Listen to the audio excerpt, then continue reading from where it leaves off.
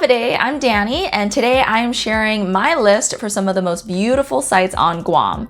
So if you're planning a visit to Guam soon, you'll definitely want to put these on your bucket list if you want to capture that filter-free photo. Let's get into it. Now this list is in no particular order, but we are kicking it off with Two Lovers Point. This is located in the northern area of Guam along the west side in the Tumon and Harmon areas, and it is basically a cliffside site. This is a very popular tourist spot, especially for weddings. In fact, my husband and I had our wedding ceremony there, and it was just a gorgeous atmosphere. There is a little gift shop at the entrance with some merchandise or art that you can feast your eyes upon. But if you really wanted to get the full experience, I would highly recommend going up to the lookout point. When you get up there, you can look over the railing and see the waves crashing on the rocks below. Looking further out, you just have a gorgeous view of the entire ocean. One interesting thing is that if you are up onto the lookout area and you look more towards the left, like where the land meets the shore, you actually can see an outline of a person's face. I think that's actually pretty cool. Next, we're moving a little more central of the island and going to the Agana Bay. Specifically, I'm referring to the viewpoint at the Paseo Park, which is right by the boat basin. In this area, there are a lot of pavilions around the park. There's also a walkway that I see a lot of people going for like their morning walk or their evening walk. And one of the neat things too is that if it's high tide and there's some pretty big waves coming in, you'll see surfers get out there and do their thing. And the nice thing is that both the Agana Bay and the Paseo Park are located near a lot of restaurants. So if you just wanted to change up your setting one of those days, take your lunch break, get your food to go, and set yourself up on the rocks right by the bay or in one of the pavilions, you just get a gorgeous view of the ocean. I mean, who would pass that up?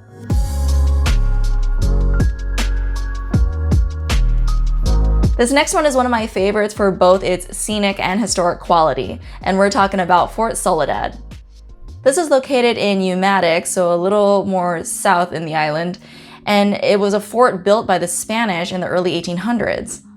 When you go there, yes, you'll see a gorgeous ocean view, but I just think this is such a neat spot to check out because you get to walk through, what still remains of the fort. And there are also like 3 cannons still remaining there. There's like a lookout point, like a lookout tower, I guess you would say.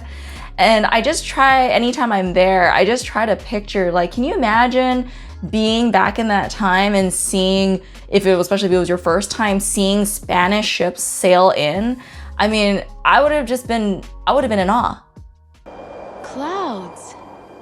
Strange clouds.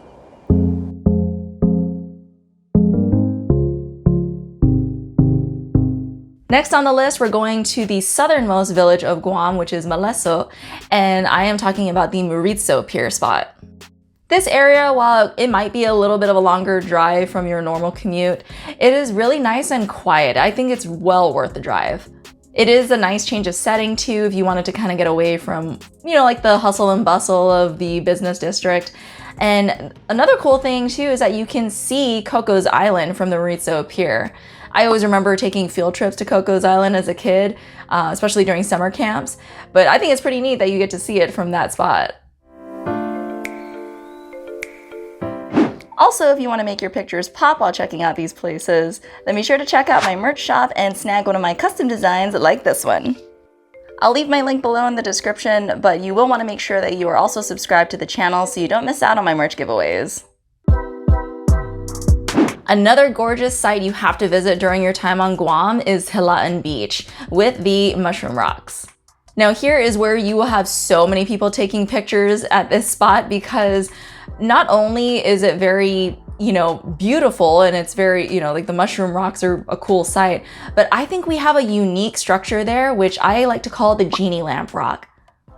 If you're daring enough to get into the water and try to climb up there, just make sure you have some sort of, like beach shoes or gloves so that you're not scraping yourself up. I know when I did that, I definitely regretted it and wished I had brought some shoes. But the pictures turned out awesome, so, kind of evened itself out.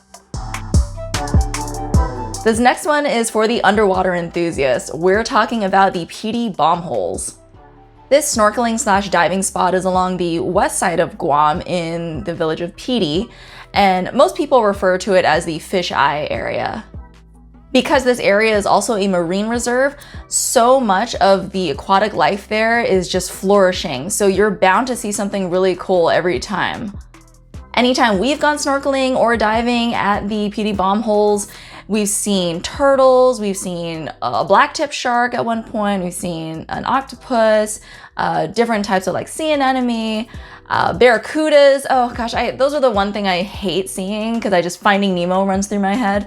But anytime that I've gone to the PD bomb holes, there's always a barracuda there who's like following me around. I think he knows I don't like him. Either way, it's a beautiful spot to grab some footage or photos with your GoPro, and you also get a nice refreshing swim. Flipping to the other side of Guam on the west side, take your pick of any of the Tumon beaches. These are located more in the tourist district with the hotels and a lot of businesses, but the beaches are very easily accessible. Some of my favorites are the areas near the Lotte Hotel because it's very easy to walk down from the parking lot there. There's also Matapang Beach where there are, I think there's just 1 or 2 pavilions set up there, but there's a parking lot available, with the public beach access. Fujita is another one. Though parking is a little tight down that road, it still is very easy to access the beach. And really, you can go through any of the hotels. They don't own the beach. If anything, just buy a small something at their gift shop so you're supporting the business, but you can walk right through and get to the shore. Either way, for any of these beaches along the west side, that is where you're gonna catch some of the most gorgeous sunsets. And I am not exaggerating when I say Guam has the most beautiful sunsets I have ever seen. I absolutely love sharing and talking about Guam, so if you genuinely enjoy this video, then please give it a like, and I appreciate you watching to the end, of course. I will see you all in the next video. Adios!